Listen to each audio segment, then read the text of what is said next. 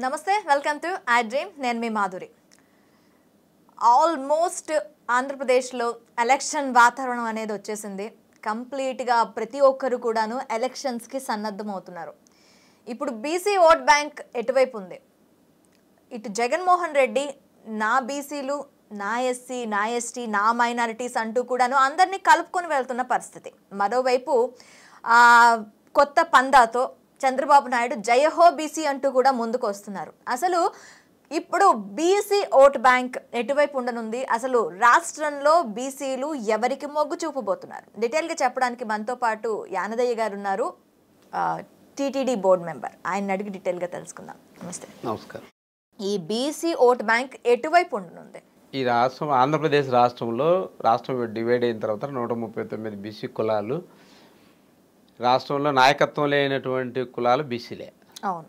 అటు ఇటు కమ్మ సామాజిక వర్గానికి చెందినటువంటి పార్టీ, అటు రెడ్డి సామాజిక వర్గానికి చెందినటువంటి పార్టీ, ఇంకొక పార్టీ కాపు సామాజిక వర్గానికి, ఇవన్నీ అగ్రకులాలకు సంబంధించినటువంటి పార్టీలే. ఇవన్నిటికంటే కూడా రాష్ట్రంలో దాదాపు 53% ఉన్నటువంటి బీసీలు కానీ, ఎస్సీ ఎస్టీలు కానీ, మైనార్టీలు దాదాపు జనాభాలో 80% పైన ఉన్నటువంటి ఈ వర్గాలకి రాజకీయ వేదిక అనేది లేదు. లేకపోవడము ఇవన్నీ కూడా ఒక సమీకరణ అయ్యి రాజకీయంగా పోయే పరిస్థితి కూడా లేదు. ఇప్పుడున్నటువంటి ఫైనాన్స్ కానీ రాజకీయ ఉన్నటువంటి పరిస్థితులు ఇవన్నీ కూడా ఈ కులాలన్నీ కూడా ఎప్పుడు కూడా ఏ రాజకీయ పార్టీ అయితే వీళ్ళ యొక్క సంక్షేమానికి కానీ వీళ్ళ యొక్క రాజకీయ భవిష్యత్తును కానీ ఎక్కువ దగ్గరగా ఉండి వీళ్ళకి ఏదైతే ఉపయోగపడుతుందో ఆటోమేటిక్గా వాళ్ళకి ఓన్ అవుతూ ఉంటాయి ఈ వర్గాలు మొదటి నుంచి కూడా. ఒకప్పుడు ఎన్టీ రామారావు గారు పార్టీ పెట్టినప్పుడు బీసీల కోసం అనేక కార్యక్రమాలు చేశారు కాబట్టి తెలుగుదేశం పార్టీకి దగ్గరగా ఉన్నారు. ఆ తర్వాత చంద్రబాబు నాయుడు గారు బీసీలను వాడుకోవడము, తెలుగుదేశం బీసీలు అనేటువంటి బీసీల పార్టీ అని చెప్పుకుంటాడు తప్ప బీసీలకి అంతసేపు మీరు కేవలం కుల వృత్తులకి పరిమితం కావాలి, అక్కడి నుంచి పైకి వచ్చేసారంటే మన రాజ్యానికి ఫలితాలు మాకు ఇమ్మని అడిగే పరిస్థితి వస్తుంది. కాబట్టి వాళ్ళకి ఎంతసేపు ఎలక్షన్ అప్పుడు మొత్తం బీసీలకు మీకు ఏం కావాలి చేస్తాడో, ఎలక్షన్ అయిపోయిన తర్వాత నాయి బ్రాహ్మణులు మా కమ్యూనిటీ వాళ్ళకందరూ కత్తులు కుర్చీలు, రజకులకు ఇస్త్రీ పెట్లు, ఎవడైతే వడ్డలకు సుత్తులు కత్తులు అంటే తరతరాలుగా పెద్ద మా వంశ పారంపర్యంగా చేసేటటువంటి వృత్తిని ఆయన నేనేదో మీ వృత్తిని ప్రోత్సహిస్తున్నా, మీరు అక్కడే బాయిలో కప్పు మాదిరి ఆడే ఉండాలి, మీరు చదువుకొని కానీ సమాజంలో రాజకీయంగా ఎదిగారంటే మీరు ఏడ పోటీ పడిపోతారు. 3% 2% లేని కమ్మ కానీ ఈరోజు 8% 9% రెడ్డి కానీ వీళ్ళు అధికారం చెలాయిస్తున్నారు. మరి 53% ఉన్నటువంటి బీసీలు అధికారంలోకి వస్తారు కదా. ఆ భయంతో చంద్రబాబు నాయుడు వాడుకున్నాడు దాన్ని. ఒక వైఎస్ రాజశేఖర రెడ్డి గారు వచ్చిన తర్వాత కొంత మార్పు వచ్చింది.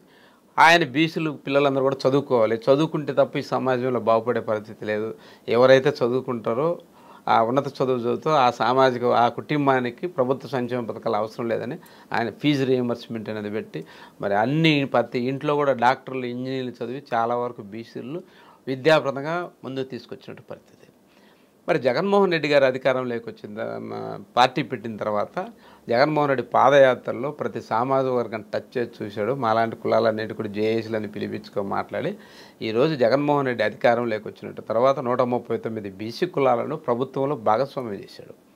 ప్రభుత్వంలో భాగస్వామ్యం చేయడం కాక 156 కార్పొరేషన్లు ఏర్పాటు చేసి ప్రతి సామాజిక వర్గానికి సంక్షేమ పథకం ప్రతి ఇంటికి చెందేటట్టు సచివాలయ వ్యవస్థ పెట్టేసి మరి వాటన్నిటిలో కూడా ఈరోజు మా పిల్లలందరూ కూడా ఉద్యోగాలు కానీ వాలంటీర్లు కానీ సచివాలయ ఉద్యోగాలు లక్షలాది మంది ఉద్యోగస్తులు అయ్యేటట్టు చేశాడు.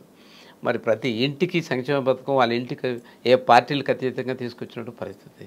ఇవే కాకుండా రాజకీయంగా ఏ కులమైతే ఎదుగుతుందో, ఏ సామాజిక వర్గాలు ఎదుగుతాయో అవి మాత్రం సమాజంలో ఎదుగుతాయి అనేటటువంటి నిదర్శనకి రాజ్యసభలో ప్రధానమైనటువంటి ఉన్నతమైనటువంటి రాజ్యసభలో 4 బీసీలను రాజ్యసభ సభ్యులు చేశారు.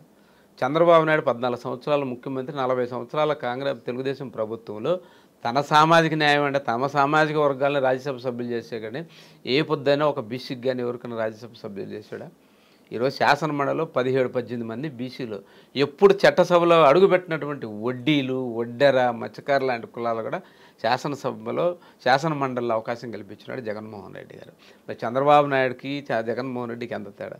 అదే చంద్రబాబు నాయుడు మా నాయి బ్రౌన్ కమ్యూనిటీ నుంచి చంద్రబాబు నాయుడు గారి దగ్గరికి పోయి అయ్యా మా దేవాలయాల్లో పనిచేసే వాళ్ళ పరిస్థితి బాగాలేదు, వాళ్ళకి ఏదైనా ఉద్యోగ పరిస్థితి సచివాలయానికి పోతే మీడియా సాక్షి మీ తోకలు కత్తిరించేస్తే మిమ్మల్ని సచివాలయంలోకి కూడా రాయించి మిమ్మల్ని గుళ్ళో అడుగుపెట్టినని మీడియా సాక్షిగానే అవమానించినటువంటి మమ్మల్ని స్వయంగా అవమానించినటువంటి పరిస్థితి చంద్రబాబు నాయుడు గారు. మరి అదే జగన్మోహన్ రెడ్డి గారు అదే గుళ్ళల్లో పనిచేశాడు. ఈరోజు నాకు ఒక సామాన్య నాయ బ్రాహ్మణ కార్యకర్త టీటీడీ బోర్డు మెంబర్ ఇచ్చాడు. అంతకంటే ముందు నిన్నటి వరకు నేను నాయ బ్రాహ్మణ కార్పొరేషన్ చైర్మన్గా చేశాను. ఈరోజు నాలాగే 56 మంది కార్పొరేషన్ చైర్మన్ లేరు. నాలాగే ఒక ఎస్టీని టీటీడీ బోర్డులో పెట్టాడు. టీటీడీ 70 సంవత్సరాల టీటీడీ పాలవర్గ చరిత్రలో ఒక నాయ బ్రాహ్మణుడు కానీ, ఒక ఎస్టీ కులాలు కానీ, ఒక ఎస్సీలు కానీ, బీసీలు కానీ ఇంతమందికి పాలనలో అవకాశం కల్పించిన చరిత్ర ఏ ప్రభుత్వం చేయలేదు. నాతో పాటు ఈ రాష్ట్రంలో 5 లక్షల ఆదాయం రాసినటువంటి 1150 దేవాలయ పాలకవర్గాల్లో నాయ బ్రాహ్మణులు పాలకవర్గాలు సభ్యులు. అంటే ఒక సామాన్యమైనటువంటి నాయ బ్రాహ్మణ కమ్యూనిటీ చెందిన వాళ్ళు ఎప్పుడు కూడా ఆ దేవాలయాల్లో సేవ చేసేవాళ్ళు. గుళ్ళు చేయడము, మేళమాంచము, సేవకులుగా అవమానాలు పడేటటువంటి వాళ్ళ గురించి ఆలోచించి మాట్లాడే వ్యక్తే లేనటువంటి సమాజంలో గౌరవ ముఖ్యమంత్రి జగన్మోహన్ రెడ్డి గారు తీసుకొచ్చి ఆ సేవకులను తీసుకుపోయి పాలకల్లో కూర్చోబెట్టాడు. కూర్చేసి ఎంత గౌరవం ఒక్కొక్క సమానం. అదే దేవాలయాల్లో పనిచేసే వాళ్ళకి న్యాయం చేయమంటే మిమ్మల్ని గుళ్ళు అడుగుపెట్టండి, మీ తోకలు కత్తిరిస్తా అని ఓంకరించినటువంటి చంద్రబాబు నాయుడు 40 సంవత్సరాల రాజకీయ అనుభవం ఎక్కడా? 4 సంవత్సరాల అనుభవంతో జగన్మోహన్ రెడ్డి గారు ఈ నాయ బ్రాహ్మణులకు మేలు చేయాలంటే శాసనసభలో కానీ క్యాబినెట్లో పెడితే అడ్డుకుంటారేమోనని గవర్నర్ ద్వారా ఒక ఆర్డినెన్స్ తీసుకొచ్చి తర్వాత మంత్రివర్గంలో పెట్టి న్యాయం చేసినటువంటి ముఖ్యమంత్రి జగన్మోహన్ రెడ్డి గారు ఎక్కడ? దేవాలయాల్లో గుళ్ళు చేసేవాళ్ళు మీకు గుడికి సంబంధమే లేదయా, గుళ్ళోంచి అడుగు పెట్టినని చంద్రబాబు ఎక్కడ? ఆ గుడిలో పనిచేసే వాళ్ళకు తిరుమలతో సహా ప్రతి ఒక్కరికి 20,000 రూపాయలు జీతం ఇచ్చి ఈ రాష్ట్రంలో ఉన్నటువంటి అన్ని దేవాలయాల సముచిత జీవితాలు కాపాడినటువంటి జగన్మోహన్ రెడ్డి గారు. ఇటు రాజకీయంగా కానీ అటు సామాజికంగా కానీ ఈరోజు ఫీజు రియంబర్స్మెంట్ పూర్తి ఫీజు కానీ ఈరోజు మా పేద పిల్లలు ఎస్సీలు, ఎస్టీలు, బీసీలు, మైనార్టీలు, అందుకే ఆయన నా బీసీ, నా ఎస్సీ, నా మైనార్టీ. నీవేమో కార్పొరేట్ స్కూళ్ళను ప్రోత్సహిస్తూ ప్రభుత్వ స్కూళ్ళను భూస్థాపితం చేసావు. ప్రభుత్వ హాస్పిటల్లో కనీసం ఒక ట్యాబ్లెట్ ఇచ్చే పరిస్థితిలే. ప్రభుత్వ హాస్పిటల్కి పోతే ఒకటే అతను స్లిప్ రాయించేసి వాళ్ళు ప్రైవేట్ హాస్పిటల్ పెట్టిన హాస్పిటల్కి బొమ్మని రాపించడం తప్ప చంద్రబాబు నాయుడు ప్రభుత్వంలో ఒక్క హాస్పిటల్ డెవలప్ అయిందా? ఈరోజు నాడు నేడు కింద రాష్ట్రంలో కార్పొరేట్ స్కూళ్ళ కంటే ఇంగ్లీష్ మీడియం పెట్టాడు, ట్యాప్లు ఇచ్చాడు, ప్రభుత్వ హాస్పిటల్లో ఏ స్థాయికి తీసుకొచ్చాడు. ఈరోజు ఆంధ్రప్రదేశ్లో ఉమ్మడి రాష్ట్రం ఏర్పడినప్పటి నుంచి 4 యూనివర్సిటీ మెడికల్ కాలేజీలు ఉంటే ఈయన 9 మెడికల్ కాలేజ్, ఈయన ఏయాంలో 2 సంవత్సరాలు 9 మెడికల్ కాలేజ్ తెచ్చారు. 5 సంవత్సరాల పాలనలో 2 సంవత్సరాలు పూర్తి కరోనాతో మొత్తం విధ్వంసకమైన కార్యక్రమం అయిపోయినా కానీ 3 సంవత్సరాలలోనే ఇంత అభివృద్ధి చేశాడు. ఇన్ని సామాజిక వర్గాలకు ఉన్నత స్థాయికి తీసుకొచ్చాడు. కనీసం ఒక మైనార్టీ మంత్రి కూడా నువ్వు రెడ్డికి ఇచ్చావు. పల్లె రఘునాథ్ రెడ్డి అనేటటువంటి వ్యక్తికి నువ్వు మైనార్టీ మినిస్టర్ చేసినటువంటి పరిస్థితి. ఎలక్షన్ వచ్చేంత వరకు ఎస్టీకి మినిస్టర్ లేనటువంటి పరిస్థితి, ఎస్టీలకి ఇనటువంటి పరిస్థితి చంద్రబాబు నాయుడు చరిత్ర. ఈరోజు మైనార్టీలకు 5 శాసనమండలిలో శాసనసభ్యులు, శాసనమండలి డిప్యూటీ స్పీకర్ ఇచ్చినటువంటి జగన్మోహన్ రెడ్డి గారు. సామాజిక న్యాయం అంటే అన్ని ఏ వర్గాలైతే వెనకబడి ఉన్నాయో ఆ వర్గాలను రాజకీయంగా, విద్యాపరంగా, ఆర్థిక పరంగా ఆ కుటుంబాలు అభివృద్ధి చెందితేనే సమాజంలో అభివృద్ధి చెందాలని నమ్మినటువంటి వాడు జగన్మోహన్ రెడ్డి. నువ్వు సామాజిక న్యాయం అంటే తన సామాజిక వర్గాలు ఆర్థికంగా ఎదగాలి, తన సామాజిక వర్గం రాజకీయంగా ఎదగాలి, మిగిలిన సామాజిక వర్గాలు కులాలకు వాటికి పరిమితమై వృత్తులకు పరిమితమై వాళ్ళు ఓటర్లుగా చూసినట్టు చరిత్ర చంద్రబాబు నాయుడు. మరి ఎంత తేడా? నువ్వేదో ఈరోజు ఎలక్షన్ వచ్చి జేహో బీసీ అని పెట్టి మీకు అందరికీ మళ్ళీ కత్తులు ఇస్తా, మళ్ళీ ఇస్త్రీ పెట్లు ఇచ్చేస్తా, మీకు అందరికి ఆదరణ పథకం. ఎవడికి కావాలి నీ ఆదరణ పథక? గడ్డం కొడుకేవాడు కత్తి కొనుక్కోలేడు, ఇస్త్రీ చేసేవాడు పెట్టి కొనుక్కోలేడు, నువ్వు ఇవ్వాలనా? ఏది నువ్వు చేసినటువంటి నీ అభివృద్ధి? నీ ఇన్నేళ్ల చరిత్రలో ఒక్క సంక్షేమ పథకం ఒక్కడిని చెప్పమను. వరల రామయ్య పాపం 10 సార్లు చెప్పాడు నేను రాజ్యసభ పంపించానని. పంపించావు? నువ్వు గెలిచేటప్పుడు నీ బంధువులు పెట్టుకుంటా, ఓడిపోయేటప్పుడు మా ఎస్సీలను బీసీలు పెడతావు. ఇది నీ చరిత్ర. నీ చరిత్ర హీనుడు, బలహీన వర్గాల ద్రోహి చంద్రబాబు నాయుడు గారు. ఒకానొక టైంలో ఈ బీసీలు, సర్పంచులు, జడ్పీటీసీలు, ఎంపీటీసీలు, మున్సిపల్ చైర్మన్లు, జిల్లా పరిషత్ చైర్మన్లుగా బీసీలన్నీ ఉండాలని, వీళ్ళు ఏదో ఆ కుర్చీలు కూడా పీకేయాలని కాపులు తీసుకొచ్చి బీసీల్లో చేర్పించేసి అవి కూడా పీకాలనేటువంటి దుర్మార్గుడు నువ్వు. కాపులు అర్హత లేకపోయినా, రాష్ట్రానికి సంబంధం లేకపోయినా ఇది కేంద్రానికి సంబంధించింది. ఒక సామాజిక వర్గాన్ని రిజర్వేషన్లో పెట్టాలంటే 50% రిజర్వేషన్ దాటిపోయింది ఆంధ్రప్రదేశ్లో. ఇంద్రసాహాని సుప్రీంకోర్టు తీర్పు 50% మించి రిజర్వేషన్ ఉండకూడదు అనేటటువంటి స్పష్టంగా ఉంటే నువ్వు ఏదో విధంగా నువ్వు వేసినటువంటి కమిషన్ కూడా ఆ విధంగా ఇచ్చేదానికి లేదు. సామాజిక వెనుకబాటు కాదు కాపులు, ఆర్థిక వెనుకబాటే, వాళ్ళకి ఆర్థికంగా అభివృద్ధి చేయాలని చెప్తే నువ్వు కేవలం రాజకీయ స్వార్థం కోసం కాపులకి మా బీసీలకి రెచ్చబెట్టావు. అది జరగనటువంటి విషయాన్ని ఏదో దొడ్డిదనం బీసీలో చేర్చి బీసీలు కుర్చీలు తీసేయాలని అటు కాపులను మోసం చేసావు, ఇటు బీసీలను మోసం చేసావు. నిన్ను నమ్ముతారా? ఎస్సీలకు పుట్టాలంటావు అంటావు, ఎస్సీలు అసలు చదువుకోరంటావు, ఎస్సీలు స్నానం చేయరంటావు, నాయ బ్రాహ్మణులు చట్టసభ అసలు గుళ్ళోనే అడుగు పెట్టకూడదు. ఎవడయ్యా నువ్వు? నాయ బ్రాహ్మణులు గుడిందే, మేము నిద్ర లేపితే దేవుడు నిద్ర లేయాలి. ప్రతి భక్తుడు మా దగ్గరికి వచ్చి వాడి తలనీలాలు చేసి శుద్ధి చేసి దేవుని దగ్గర పంపించేటటువంటి పరమ పవిత్రమైనటువంటి వృత్తిదారుడు నాయ బ్రాహ్మణులు లేడు, దేవుడు లేడు, గుడే లేడు. దేవుడిని మేము నిద్రపిస్తే దేవుడు నిద్రపోవాలా? నువ్వెవడు గుళ్ళేకి మమ్మల్ని మేము పొమ్మంటే నువ్వు గుళ్ళే పోవాలా? నువ్వెవడు మమ్మల్ని గుళ్ళే పోనేది అడుగుపెట్టింది దానికి. ఇంత పాపాలు చేసినటువంటి వ్యక్తి నువ్వు మత్స్యకారులకు ఎస్టీలో చేరుస్తాను హామీ ఇచ్చి వైజాగ్లో నేను మత్స్యకారులు వచ్చి అయ్యా మమ్మల్ని మత్స్య నువ్వు ఆమె చర్మం తీస్తానంటావు. నువ్వు నీ అహంకారము, నీ కొవ్వు, మదము, బలహీన వర్గాలపైన ఉన్నటువంటి అహంకార భావము, నీ భావాజాలం, నువ్వు నీ కొడుకు నీ వర్గాలు చేసినటువంటి దుర్మార్గమైనటువంటి మిమ్మల్ని బీసీలు నమ్ముతారా? ఎస్సీలు నమ్ముతారా? ఎస్టీలు నమ్ముతారా? ఇది చంద్రబాబు నాయుడు గారి నైజం. ఈ సామాజిక వర్గాలు ఇప్పటి వరకులో వాళ్ళకంటూ ఒక వేదిక లేదు. ఈరోజు జగన్మోహన్ రెడ్డి ఈసారి జగన్మోహన్ రెడ్డి వెనకే ఉంటుందంటారు 100%. ఈరోజు ములాయం సింగ్ యాదవ్ కానీ లల్లూ ప్రసాద్ యాదవ్ లాంటి 30 సంవత్సరాలు ముఖ్యమంత్రిగా చేసినటువంటి బీసీలు కూడా ఆంధ్రప్రదేశ్లో బీసీలకు ఇచ్చినటువంటి పదవులు కానీ బీసీలకు ఇచ్చినటువంటి సంక్షేమం కానీ అభివృద్ధి కానీ చేయనటువంటి పరిస్థితి. ఈరోజు ఒక రెడ్డి సామాజిక వర్గానికి చెందినటువంటి ముఖ్యమంత్రి జగన్మోహన్ రెడ్డి ఈరోజు మా ఎస్సీలు, మా బీసీలు, మా మైనార్టీలు అనేటటువంటి ఈరోజు వాళ్ళు ఆ సామాజిక వర్గానికి చెందిన రెడ్లు ఈర్ష్యపడేటువంటి పరిస్థితి. మేము డబ్బులు పెట్టి కోట్లు పెట్టి ఎంతో కష్టపడి జగన్మోహన్ రెడ్డి గారు భుజాలు మోస్తే పదవులన్నీ తీసుకు ఇచ్చానని బాధపడేటటువంటి పరిస్థితిలో జగన్మోహన్ రెడ్డి. మేము కూడా మా వర్గాలన్నీ కూడా మేమంటున్నాము, మా ఎస్సీలు కానీ ఎస్టీలు కానీ బీసీలు మైనార్టీ మేమందరం మా జగన్మోహన్ రెడ్డి అంటున్నాము. జగన్మోహన్ రెడ్డి మా ఇంట్లో పుట్టాడు, మా ఇంటి వారసుడు అనేటువంటి పరిస్థితులు బలహీన వర్గాల ప్రతి కుటుంబ సభ్యుడు జగన్మోహన్ రెడ్డి గారు. ఈరోజు ఆ పరిస్థితులు ప్రజలు ఉండరు. మరి ఇన్ని రోజులు ఆయన కష్టంలో కూడా ఎన్నో అప్పులు చేసి ఆర్థిక ఇబ్బందులు వాళ్ళ మాదిరి ఒట్టి బ్యానర్లు వేసేసి అమరావతి మరి బూచి చూపించలేదు జగన్మోహన్ రెడ్డి. ప్రతి రూపాయి కూడా మధ్య దళారీ లేకుండా డైరెక్ట్గా లబ్ధిదారుడు పేద ప్రతి ఇంటికి సంక్షేమ పథకం అందించినటువంటి జగన్మోహన్. ప్రతి బటన్ నొక్కాడు ఆయన. రేపు జరిగే ఎన్నికల్లో ఎవరెవరి ఇంటికైతే ఇన్ని బటన్లు నొక్కాడో జగన్మోహన్ రెడ్డి కూడా 2 బటన్లు నొక్కేదానికి పేద ప్రజలు ఈ వర్గాలన్నీ సిద్ధమయ్యాయి. రేపు పొద్దున్నే ఎమ్మెల్యేకి ఎంపీకి 2 బటన్లు నొక్కేదానికి ఈ ఎస్సీలు, ఎస్టీ, బీసీ మైనార్టీలు సిద్ధమైనారు తప్ప చంద్రబాబు నాయుడు గారు తప్పకుండా అధికారంలోకి వస్తే ఈ ఎస్సీ, ఎస్టీ, బీసీ మైనార్టీలు కానీ ఈ విద్యా వ్యవస్థ కానీ కార్పొరేట్ వ్యవస్థ కానీ ఇంగ్లీష్ మీడియం పెడితే తట్టుకోలేవు. నీ కొడుకు, నీ మనవడు, నారాయణ పిల్లలు మీ వర్గాలందరూ ఇంగ్లీష్ మీడియం చదువుకోవాలా? మా బలహీన వర్గాల పిల్లలు ఇంగ్లీష్ మీడియం చదువుకోకూడదా? మాకు ట్యాబ్లు ఇస్తే ఓర్చుకోలేవు నువ్వు. మాకు మంచి స్కూల్లో మంచి ఫుడ్ పెడితే ఓర్చుకోలేవు.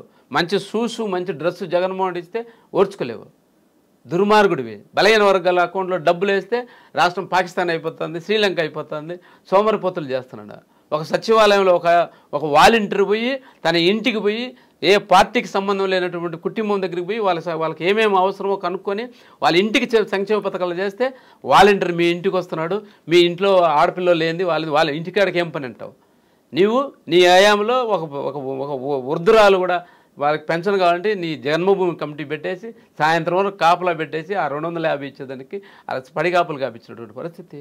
మరి వీళ్ళందరూ ఈ సంక్షేమ పథకాలు ముట్టుకునేటువంటి వాళ్ళు కానీ ఈ వ్యవస్థలో చూసినటువంటి ప్రజలు కానీ చంద్రబాబు నాయుడిని ఎవరైనా నమ్ముతారా? నిన్ను నమ్మం బాబో, నువ్వు హైదరాబాద్ పారిపోరా నాయన అంటే నువ్వు వస్తానంటున్నావు.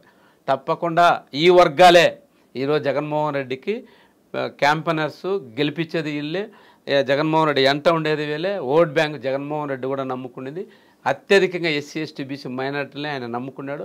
ఆయన నమ్మకాన్ని ఉమ్ము చేయనటువంటి పరిస్థితి ఈ రాష్ట్రంలో. ఈ వర్గాలన్నీ కూడా చంద్రబాబు నాయుడు నువ్వు అవసరం లేదు మాకు అనే పరిస్థితిలో ఉండరు. తప్పకుండా జగన్మోహన్ రెడ్డి వెంటనే ఉండరు. దీన్ని ఏమాత్రం ఆలోచించాల్సిన అవసరం లేదు. ప్రజలందరూ కూడా పేద వర్గాలన్నీ కూడా జగన్మోహన్ రెడ్డి గారితోనే ఉన్నాయి. కేవలము ధనిక వర్గము, తన సామాజిక వర్గ బిల్డర్లు, పెద్ద పెద్ద ఎవరైతే మాఫియా, అమరావతి పేరుతో మాఫియా గ్యాంగ్ ఉందో వాళ్ళందరూ పెట్టుబడిదారు వ్యవస్థలు.